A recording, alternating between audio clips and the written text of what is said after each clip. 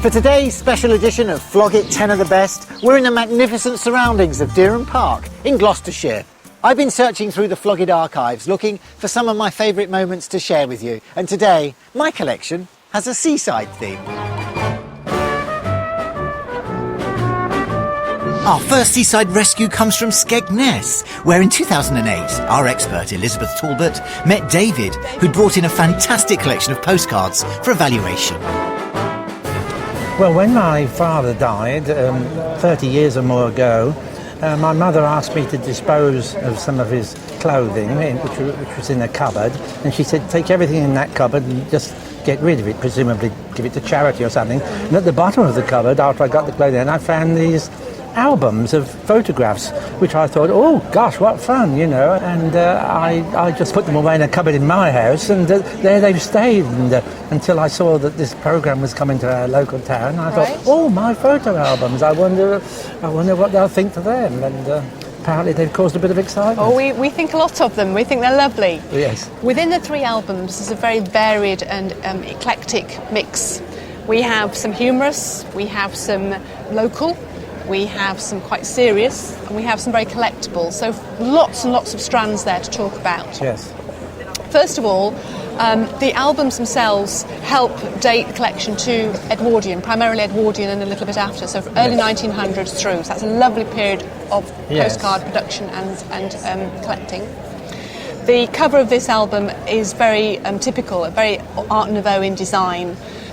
I've particularly rest upon these pages, which illustrate some early tourist views of Skegness, which is very appropriate for today. Yes. There's some early photographs of Skegness, including the luxury hotel camp at Skegness, which is quite interesting. And the early photographs are... Yes, I used to work at Butlins too. Oh, did you? Yes, when I came to Skegness 22 years ago, I came to become the press officer for Butlins. Well, another coincidence. So you must have been interested to see these from your own knowledge amazing. of the sites and everything. Absolutely amazing. Oh, amazing. And also at the front we have some more humorous, sort of early 20th century humour from Skegness. Yes. But along with these, which are nice and local and relevant for today, I notice you have some very significant military-related ones, some shipping scenes, and lots of strong themes which will inspire collectors to get quite excited about what you have here. Now, have you any perception of what you have here in terms of value, or is it just interest value to you? No idea.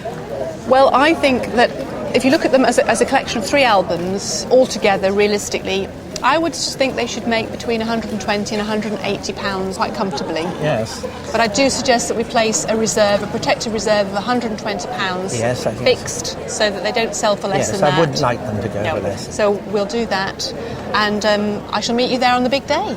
Yes, thank you very much. Okay, I look forward to it. Thank you for bringing such wonderful items. 4 years earlier, in 2004, Flog It was just along the coast in Great Yarmouth, where expert Thomas Plant admired a bathing bell belonging to Rodney. She's beautiful. Tell me about her. How did you come? I bought it at a local flea market roughly about 10 years ago, and fell in love with it then. And it was love at first sight, was it? It certainly was 10 years ago, yes. And I thought, what a wonderful figure. Tremendous. Colour, dimensions as well. It is great. Yes. Well, as you probably know, it's in a spelter rather than being in a bronze. You would have bought this in the late 20s, early 30s if you couldn't afford the actual bronze figures, because they would have been really quite expensive. But this was like mid-range, sort of mid-table, because the lesser items would have been done in plaster painted in a bronze effect. But this certainly, this spelter look here with the decoration has worked very well. It has got such nice attention to detail. You've got her little features on her face, and down on her feet you've got her little toenails, etc. I mean, and her fingernails. That's a nice detail to have, and that's always a good sign on a figure to see. How much did you pay for her? I think the guy actually wanted roughly about £85 at the time, but I think I got him down to between 50 and 60. I think it's Oh, about really? 55, yes. So you actually did some quite good bartering, really? Not bad. Oh, that's not bad at all. I mean, you got quite a good discount. I mean, £80 I think was quite reasonable, and I think 55 is very good. Yeah. I mean, it's a nice looking figure at £55. You'd be happy to let her go? Yes, I would. Yes, I definitely would. Why do you want to sell her? I'd like to buy something a bit different, maybe a painting or something like that. I think. Well, let's hope we can sell it for you. Yeah, be fine. So we put it in at 100 to 120. That would be very good. Discretionary reserve at £100. Would that be all right? As much as that, Well, I mean, we can sort of put it with a discretionary reserve at 80. 80 be fine. Yeah, Yes. we'll put it in then. We'll put it in, you know, with the estimate at 100 to 120, with the discretionary reserve at £80. I think that's perfectly sensible. Be very pleased with that. One of my favourite seaside rescues came from the Isles of Scilly in 2004. And I particularly remember on a beautiful day chatting to Tony about his charming old fishing reel. Tony, we're surrounded by water, and I'm so pleased you brought this in. I was hoping for fishing memorabilia, and we've got some. But unfortunately, looking at this reel, it's coarse fishing, it's fresh water. We're surrounded by sea here. This obviously is not a lot of use to you here. That's right. So how did you come by this? Well, my father bought it in 1936, and we used to use it on the Thames and the River Lee and Hampstead Ponds. Are you a keen fisherman? I am, yes. Yeah, do you still fish? I do, yes. But obviously sea fishing Yes, now. I fish with my boat. Boat rod fishing. Yes. You know, no beach casting then. No, It's a bit of a young man's game, that one. I had too many birthdays. I've spent all my childhood fishing as well on the Thames, and I love it. I really do. Twin handle, early white rubber handles on a Bakelite construction. The spool is all Bakelite, and so is the back plate. It's got optional extras here because we've got a brass foot, brass pin, and a brass safety catch, which, when released, makes the reel run silently. And that runs so perfectly, considering that was built in 1920. This, I think, is a winner. Basically, on the drum, this flange on this side is ventilated, and that helps dry the line out. Alloy spine, alloy cage, all in Bakelite with brass fittings, and you can't get better than that. The Alcock Aerial. The factory was bombed in the Second World War, and they weren't made ever again because they lost all the moulds. And I think that's why this is particularly collectible. Hardy is the best name you can have in reels, but this is not far off. This is not far off. And I like this, just around here, this mechanism, you can actually free up so you can clean the reel Take as the well. spool off, yeah. Yeah, you can take the whole spool off. Isn't that super?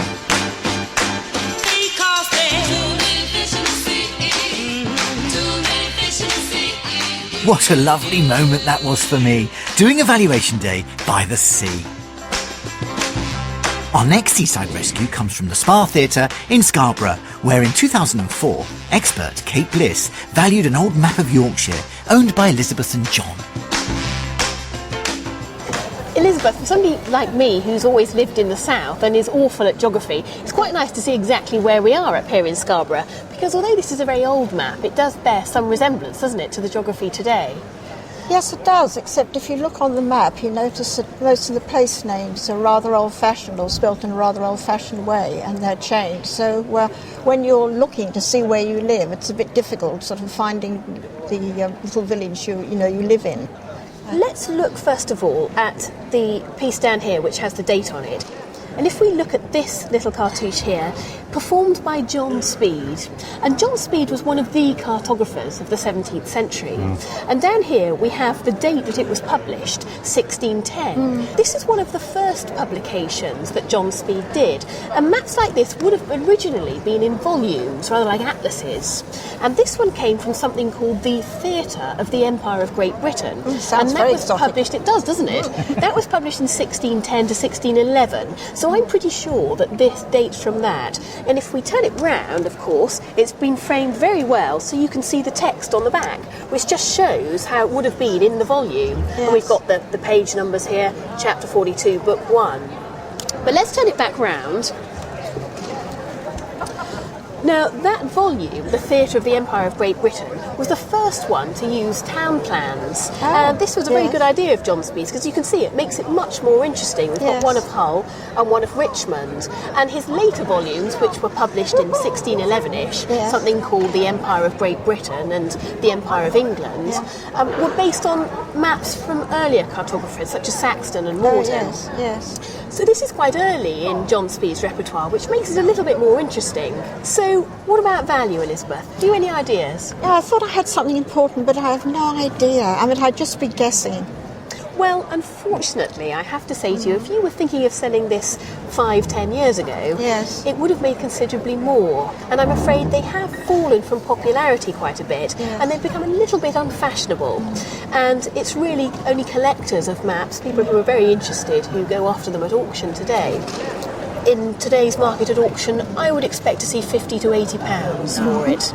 Right. It might make a little bit more, but I don't want to get your hopes up too much. No, I'm quite happy. No, that's a fair estimate. That's right, because I think it's a bit old-fashioned. I think that's why I want to get rid of it, actually.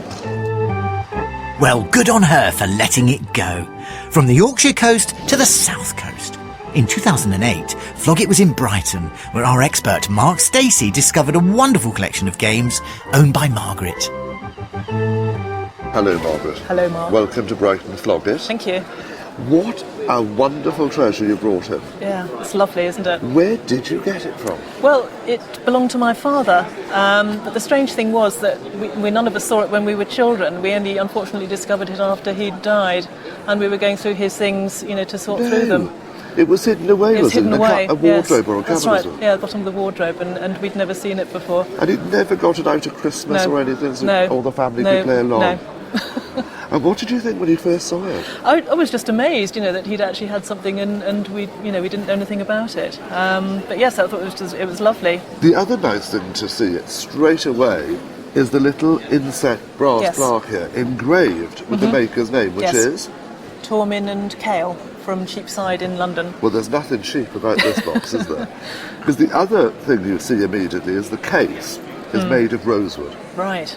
And rosewood is one of those very expensive, exotic woods that was used only for very good quality pieces.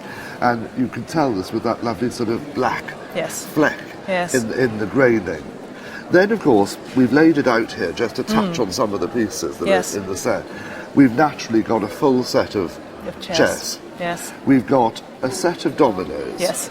A full set of drafts, of course.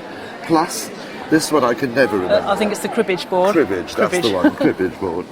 Then we've got a Bazik game, which I never know how to play. No.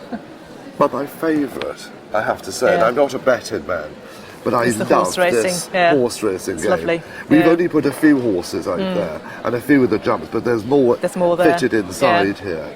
And even the sort of the beakers for shaking the dice. And it's just absolutely superb. It's wonderful. It's lovely, yeah. So, we've got to think of a price. We're quite excited about it, so we've got to think of a price. If I was putting it into auction, I would put it in with a come and get me estimate, which means you're telling people it's private. Yes. It hasn't been out of the same family for a number of years. Right. And it's to get their taste buds watering, if you like. Yes. So I would put something like £400 to £600 on it. Okay, that's good. With a £400 fixed reserve. Yeah. And I think that would really tempt the bidders in. How do you feel about that? No, I think that would be fine. Yeah, I'd be Is that quite happy okay? with that, yes. And I wouldn't be a bit surprised if we got a lot more than that. Really? again. Yes. Now it's time to find out what happened when we took our seaside rescues to auction. But I do suggest a place. We've got David's postcards collection featuring lots of seaside locations. The Bathing Bell, owned by Rodney in Great Yarmouth. There's the wonderful old map of Yorkshire, brought in by Elizabeth and John. And the superb gaming compendium, which was in mint condition, owned by Margaret in Brighton. Our first auction takes us up to Grantham, where we're about to find out what happened when David's postcards went under the hammer. These are so sought after, and I know you thought that as well, and it's the social history always sells well. Absolutely, good mixture of all sorts in there, including some military as well, so it's a lovely original album and a proper collection. Yeah, £120, £180. There's even Butlins in Skegness there. Yes, indeed. Yes, so we've got it all. Hopefully it's going to find a good home. There we go, nice spread lot. Who's going to stomach £100? 100. 80 to go then. 80. Yeah. 50 surely. £50. Who's going to be first in? 50, 5, 60, 5, 75, bid 80 and 5 and 90 and 5, 100, 10, 120 on the book, 130 in the room, 140, 150, 160, 170. 180, 190, 190, 200, 220, 240, 260, 280, 300, 320. See, he's got a commission bid on the book. He keeps looking down. 400. At 400 bid, I'll go to the phones. Do we have an extra bid from there? We do. 420 on the phone. 440. 460 now. 460. 460. 480. 500 may I say. 500 bid surely. Thank you. 550 now. I'll take 20. Let's keep the progress rolling. 520. 540 now. 540 bid. 540. 560. 580 now. 580 bid. 580, 600 surely. No, at 580 it's on the telephone then. Do we have any more bids? At 580 last? 580. We don't have finished on the telephones at £580. £580. Camera's gone down. That's absolutely amazing. We see it time and time again. So much money in social history. If you've got a collection like that, we want to see it. Unbelievable. Unbelievable. A lot of money there. There's a bit of commission to pay. Yes. What will you put that towards? Any idea what's going through your mind? I'm taken by surprise by the amount it's fetched. I'll have to give it serious consideration in a quieter moment. Fantastic result for David. He looked quite overwhelmed. Our next stop is Norfolk, where Rodney's Bathing Beauty was about to be sold at auction in Diss. We've got some art going under the hammer right now. Some Art Deco, and it belongs to Rodney. Great spelter figure. Will we get the right figure in the room today? The valuation was 1 to 120. Yeah. Hoping for a bit more? 120, 130, yeah. What if it got £200? Would you be happy with that? More than happy. More than yes. happy. I have a feeling it might just do £200. It's got the sort of the modelling and the casting of a bronze. It's what it is. It's a spelter figure. It's the poor man's equivalent. Yeah. But she's got the figure. But she's got the figure. I like this. She's this F1T. Exactly. Thomas, I know this is your bag. Do you think we could get a little more than 120? Do you know, I don't know, because sometimes the Art Deco goes slightly off the boil, so it's a tough one. I want to see this near £200. We're going to find out right now what figure she's going to fetch. This is it. At number 50, we have this rather decorative and attractive lady, and the deco lady here, she starts at just £50. At £50 she starts, and she's nice quality, 60, 70, 80, 90, 100, 110, 120, 130, 140. At £140 she is, and where is 50? At 140 she is, and where is 50 anywhere? 140 she is. She's attractive at £140 and sells to number 130. Got you a little bit more than the 120. You were spot on, Thomas. Happy with that? They're very pleased with that. Yeah. What's that going towards? Towards the season ticket at Norwich City Football Club. Really? Yeah. Your local team? Yeah. Delia Smith's team? Absolutely, yes. Yeah.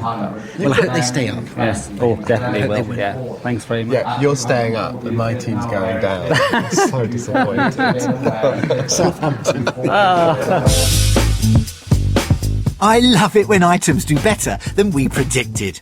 Now let's see what happened when Elizabeth and John's Yorkshire map went under the hammer in Moulton. We've got something with a lot of local interest to sell right now. It's the map by John Speed, brought in by Elizabeth and John. We're looking for £50 to £80, which is what our expert Kate put on this. But you've had a chat with the auctioneer. I've had a chat with him earlier, and he's told me you've upped the reserve. I'm afraid I have. Yes, I know. I'm very naughty. No, it's only natural. We all want a little bit more than what we can normally get, don't we? You fixed the reserve now at £80. Yes. Kate doesn't know this yet, but we tend to agree that it is still worth the £80 reserve, and I think we're going to get this away still. So you're still all right. Well, I hope you're right. I hope you're right. But it's quality. Yes. And it has got a lot of local interest, so I think this will do well here. Good. But I don't want to take it back home. Please. You don't want to? No, I don't. Well, then you shouldn't have upped the reserve, should you? There it is, 486A, the John Speed map. Yes, £100 for it. 50 then, start me. 50, 30, 30 unbid, 40 now. 40 unbid, 50, 50, 60, 60, 70, 70, 80, 80, 90, 100, 110, 110, 120, 120, 130, 130 here, 140, 140, 150, 150, 160, 160, 170, 170, 180, 180, 190, 190, 200. 190, it's on my right at 190, to here 200. 190 all out, at 190 it's going at 190. Fantastic. Hannah's gone down. 190. It was the right place to sell a map of Yorkshire by John Speed, that's for sure. Brilliant. Thank you so much. I'm so pleased for you. Thank you. What will you put that money towards? I'm going to put it in the bank and probably buy some Shelley. I collect Shelley, especially Kingfisher Shelley. Great. Well, I'll be back in the sale rooms. Happy hunting for it. Thank you very much, Paul. I always like to hear it when people want to put their money back into antiques. Now, we're going to see just how well Margaret's Games Compendium did at auction in Sussex. Hopefully we'll get the top end of the estimate. I hope so, it's worth it. But it's not going for a penny less, is it? Nope, than absolutely £400. not. Margaret, put her foot down. And quite rightly so, actually. It's a lovely... My only, I suppose, slight criticism is the box is actually quite plain. It's lovely, I mean, nice rosewood, but it is wonderful to see all those pieces untouched. Those things, yeah. It's a real collector's item. It is. And it's here to sell right here and right now. This is it. What we're going to say, start me at £300. 250 is a start. Thank you, sir. At 250, a little low, but I'll take it at 250. Go Roll these hands. 260 bid. 280 now. 300. 320 bid. 340 against you in the ring. 340. 360. 380. 400. With you at £400. At £400 on commission. 420 the lady. 440. 460 now, 480, 500, 520, 540, 560 against you, madam. You still in? 580, £580, 600 on my right. You're going 620? 620 with you, thank you. 640, 660 now, 680, 700, 720, 740, 800 offered. Against you at 800. 820. At 820, phone to at 850. At 850, go 860. 860 I take. 880 on the phone. At 880 now. 900. 900 seated. Ladies, but at £900. 900. 920 offered. 940 the lady. At 940 I'm bid. At 960. Still going wrong. Oh, please. We might get to £1,000. We might get £980. Ladies, bid at 980. 1,000. 1,000. Fantastic. £1,000 against you. Lovely lot. Don't let it go. 1,050. Thank you. 1,050. I'm looking for 1,100. There's 1,050 in the room. Lady seated. At £1,050. All out at the back. If you're all done, at 1,050 I'm selling. Amazing. £1,050. Margaret, I'm tingling. Amazing. I am absolutely tingling all over. You must be as well. Yeah, that's amazing. What a great feeling that is. Yeah. That's a surprise, isn't it? Yeah, that's more than I thought it was going to be. Yeah. Wow. What comes to mind? What's the first thing that comes to mind? £1,000 and 50? No, I'm going to give it to the children, actually, because it would have been their inheritance, so I'm going to pass it on to the children so they can buy something they really like as well. OK, how many children? 2. 2. What are their names? There's Claire there and Anthony. What a lovely present. I wish I was one of the children. To adopt you.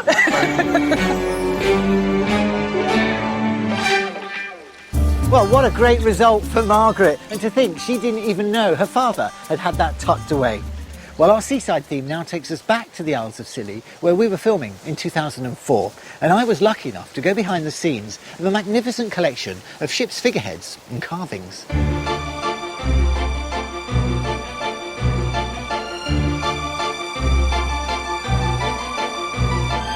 The island of Tresco is home to the Valhalla collection. And curator Mike Nellums showed me around. So who started this collection and why is it called Valhalla? Well, it was started by Augustus Smith when he took over the lease. And I think the reason it's called Valhalla is because reference back to the Viking times, when of course you died, you went to Valhalla, you went off to the gods, and they were pushed out in their long boats and burned, and off they floated into the sea. So it's that sort of Norse reference. Yeah. When did they first start to be used though at sea? I think, well, we know the Egyptians and the Phoenicians, the Greeks and the Romans all had figureheads of some sort on their ships, so they go back a long, long way. And then coming right up back through almost to modern day. The Victorians were very keen on them, and so they sort of almost brought them back into fashion again, if you like. Was there any sort of superstition attached to them? What did they mean to the sailors? Oh, I think a great deal. There was this sort of great feeling that they would protect your ship from the sort of perils of the deep. Also, perhaps if you were going to war and battle, you had a great majestic sort of, big, strong sort of figurehead on the front. It gave you that sort of feeling of power. So that was another way. I guess it was an icon, something to look out to. And I guess you could recognise the ship as well from your figurehead. Well, I do believe there is a story, and I don't know how true it is, that a lot of the sailors couldn't read, but if they came back at night having had a sort of meal or two, or a few barrels of rum, they could recognise their figurehead, so they knew which ship to get back onto. I think they're super. They're absolutely super. I'd love to own one. The 28 figureheads in the collection came from the early steamships and merchant sailing vessels and date to the middle of the 18th century. Each was designed to capture the spirit of the ship and were carved from oak and elm. Even small coastal craft featured simple designs, but the most intricate work was saved for the large China tea clippers like the Friar Tuck, which in 1863 was one of 6 ships to be destroyed by hurricane off Newfoundland Island. Well, what about salvage? How do you go about bringing some of these ships' figureheads ashore? Because some of them literally weigh a ton. Well, they came away back to the island in many different ways. Some, yes, just floated ashore. They were broken away from the ship. Many were actually taken off the ships as they were in the process of sinking. And then many were actually found just lying about the island. When Augustus started the collection, he found a handful just beached, just lying about. Not even beached. They'd been dragged up by the islanders and left. And then he started the collection by putting them around the front of his house along the terrace. Can anyone literally drag them up from the beach? Well, yes, you can. If you're swimming along, whether it's sort of deep or shallow, and you see something and it's an unrecorded wreck, well, then you can go ahead, you can bring artefacts up. But that has to be recorded with the receiver of wrecks. You can't just sort of take it home or sell it to somebody. I've noticed some of them have been restored, but this one isn't restored. Now, why is that? They've left this on purpose to show that they would come up in various states, and this is about as poor a state as you could get. But funnily enough, it's quite a favourite. Everybody likes to see this one because it gives so much a flavour of what it is. So how do you go about restoring them then? What's the process here? Well, it's simply carpentry and paint. In the old days, the family would employ somebody an artist who would come and look at them and keep them restored. In the modern day, we have a husband and wife team that come over once a year and they decide which ones they're going to renovate and how they're going to renovate them, and they do it here on site. That's great. Traditional methods. It's really nice. Keeping the art alive. And I think they've done a superb job. Even down to sort of weathering the original paint. Oh, completely. Yeah, they try and get all that, This has actually just been restored this summer. It's the husband and wife team were here for 2 weeks, and this was one of the pieces they focused on. This is all gold leaf, and it takes a long, long time. I can believe that. In auction, I've seen these unrestored of this proportion go under the hammer for around about £8,000 to £12,000. Yeah, I'm not surprised.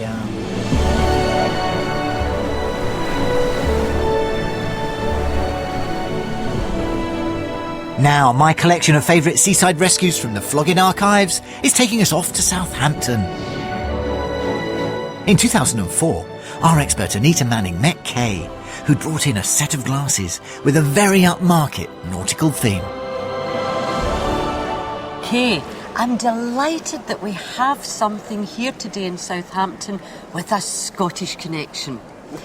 What we have is Stuart crystal glasses, and they were made for the Cunard liners. If we look inside, we have a bonny little set of 1930s Art Deco sherry glasses. Just take these out, have a look at that. And they were made as souvenirs for the Queen Mary, which of course was Clyde built, which is where I come from. Now these would have been made as souvenirs of the launching of the Queen Mary and brought to Southampton to make that wonderful run between Southampton and New York. Okay, Kate, where did you get them? Actually, I used to work in a public house in Southampton, and one of the customers that came in, An admirer? Well, I don't know. I'm sure he was. For a birthday present, they were. That was very nice of Yes, lovely. Now, have you used them? Not at all, no. No, you're not a sherry drinker? No, no. So perhaps time to pass them on? Yes, I think so.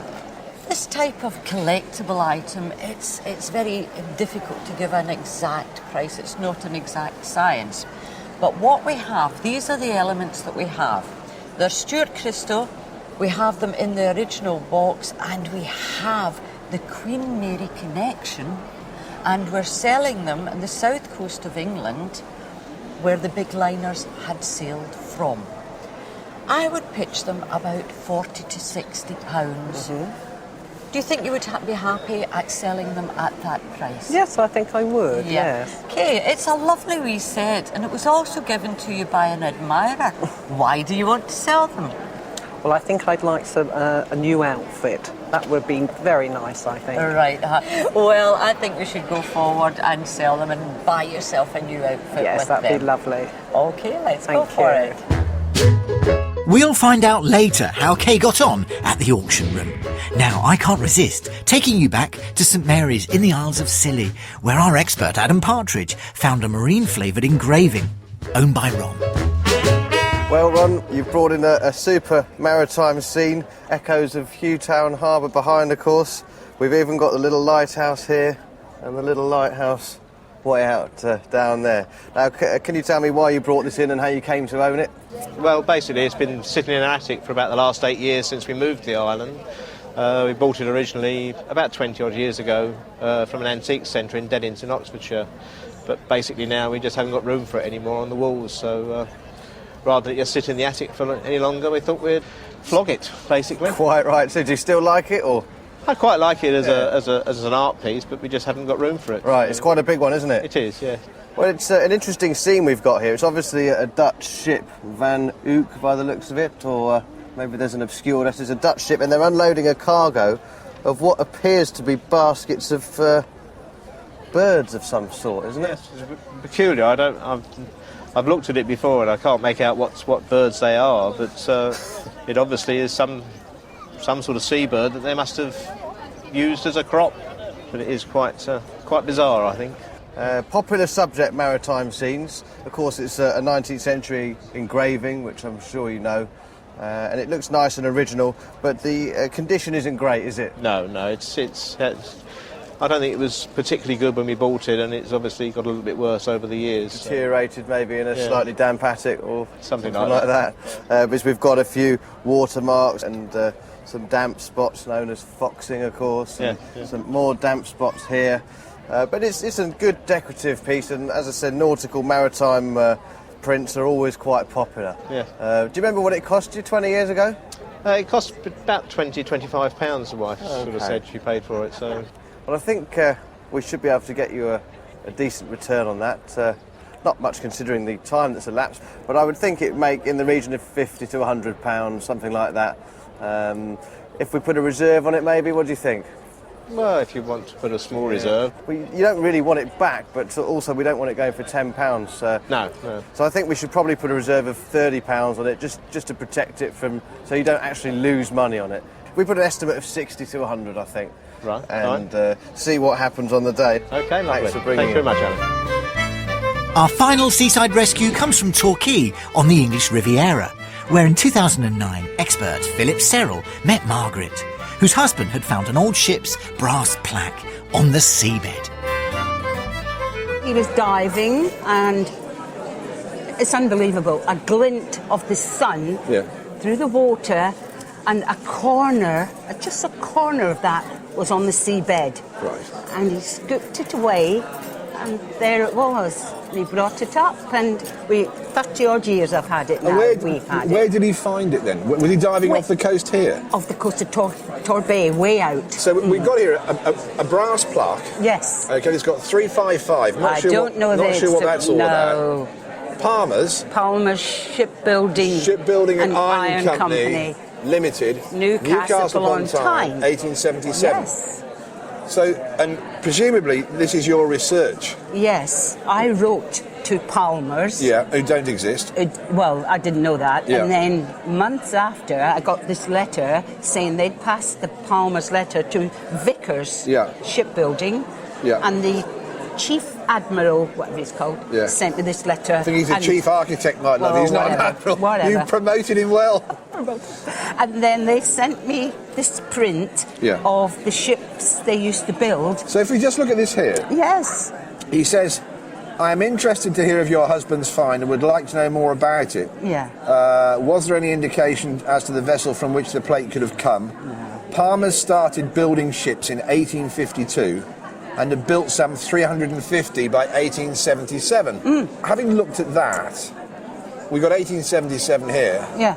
I wonder if that 355 is perhaps that's the 355th ship they built. Might be. I've no idea. I think at auction, with this information allied to it, and I think it would be good to give that with it. Yeah, you can. I think we can put a cautious estimate of sort of 80 to 120 pounds on it. Right.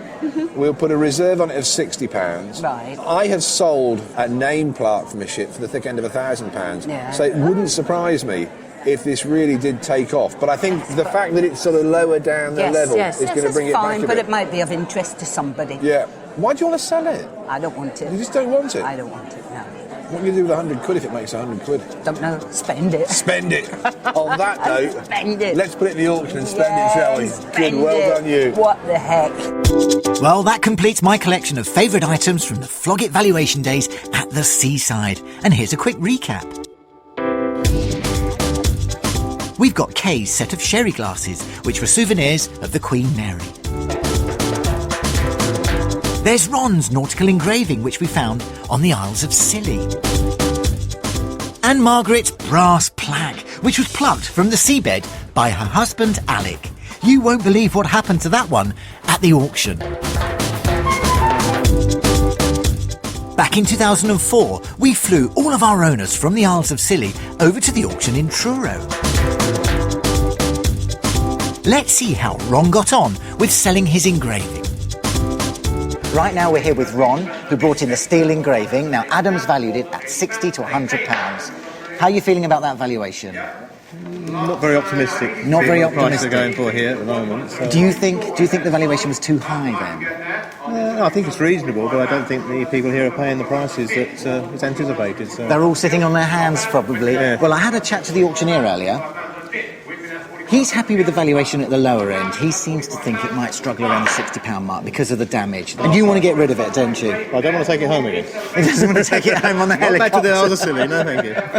That's 89. It's the 19th century black and white engraving there depicting the coastal scene at the back there. A number of bids on this. I'm going to start bidding off at £60. At £60. £65. At £65. 70. At £70. £75. 80. £80. £85. 90. At £90 against you. At £90. Selling at £90. £90 on bid. All at £90. Somebody else. At £90. Selling at 90. At £90 of it. Selling at £90. At £90. Yes, £90. There's 10% commission, don't forget, in auction rooms. But that's not going back on the helicopter. No, it's not. No, it's going somewhere else. Well done. You didn't think so, did you? I didn't, no. I was not too optimistic. But, it just goes to show you just need two bidders to push the price up. Well done. Very good. Thank you very much. What a nice surprise for Ron. Now let's see what happened when Kay sold those rather lovely sherry glasses in Chichester. Kay, if anything should sail away in this auction room, it's your lot. Those lovely crystal glasses made for the Cunard lines, which Anita has put a very cheeky £40 to £60 valuation on. I must say, come and buy me. Had a chat with the auctioneer earlier, and he said they are divine. It's immaculate. The box, the presentation, everything is right. Made to commemorate Queen Mary. These should fly. They should sail away, actually. Now, we think they should do maybe £150, possibly a bit more. So could it be a come and buy me, or is Anita right? We're going to find out in just a moment. Anita, are you changing your opinion? Let's wait and see. Let's wait and see, shall we? I'm bid £50 to start. 50, 5, 60, 65, 70, 5, 75. I'll take 80 for the next bid. £80, 85, 90. Bidding? 5, 110. The commission at £110. £110. I'll take 20 anywhere. 120. Right to the back at 120. We're doing it. At £120, I'll take 30 for the next bid. Well, we all made up their minds and selling at 120. He's done it. yes. They've gone. That's brilliant. The hammer's gone down at £120. Yes, that's great. That's a lot better than 40 to 60, isn't it? It is somewhat.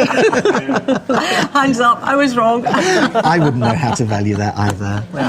What's that going to go towards? Some clothes. Some clothes? Some clothes, yes. I might go shopping now. This afternoon? This afternoon. Some retail therapy. Yes. Don't blame you. And some shoes, probably. Maybe, yes. Well done, Kay. And now it's time to see how Margaret fared in Plymouth with that piece of ship's salvage, the brass plaque. Do you know, I think your brass ship's plaque is going to cause a right old stir, Margaret. I really do. Good. 80 to 120 Philip's put on this. Bit of a come and buy me, but I had a chat to the auctioneer and we thought 2 to 3, possibly more even. I said on the valuation day, I've sold something like this before that's made like £1,000. And if 2 people really want it, they'll pay over the market value for it. Well, let's hope it goes for. And I can go and spend. Next lot is lot 113. Several bid for it. I'm bid £180 to start it, at £180 against the room, 190, 200, and 10, 220, 230 now. It's good. 240, 250, 260, 270, 280, 290, 320, 340, Now we're flying. 360, 380, 400, at £400. Any more in the room at 400, and 20, 440, 460, 480, 520, 540, 560, 580, 600. I was going to throw that out. And 20, 640, 660, 680, 700, 750 if you like. 780. This way. At 780, 800 now, and 20, 850, 880. Wait a minute, get a seat. 950. At £950. I'm flabbergasted. £1,100. 1,100, yeah. I feel sick. 1,002. At £1,200 then, last chance. You're all done then at 1,200. £1,200. Where's Margaret gone? I can't believe it. Margaret, back here. Come back here. Gosh, what an exciting moment. That's what auctions are all about. That's I was going to throw it in the bin. Earlier. Come back here, Margaret. £1,200. Good job I didn't throw it in the bin. It was, wasn't it? Philip, thank you. Well, don't fact me, because I sort of got it wrong. Was it come and buy me? There's commission to pay, don't forget. Okay. But I'll still come out with a few bob. What a lovely moment, and what a fantastic end to our day here in Plymouth. I hope you've enjoyed the show. Margaret's thoroughly enjoyed herself. My friends have said I wouldn't dream of kissing these men. Oh, but I hope will you've enjoyed today's show. Please join us again soon for many more surprises on Flog It. Thank you. Goodbye.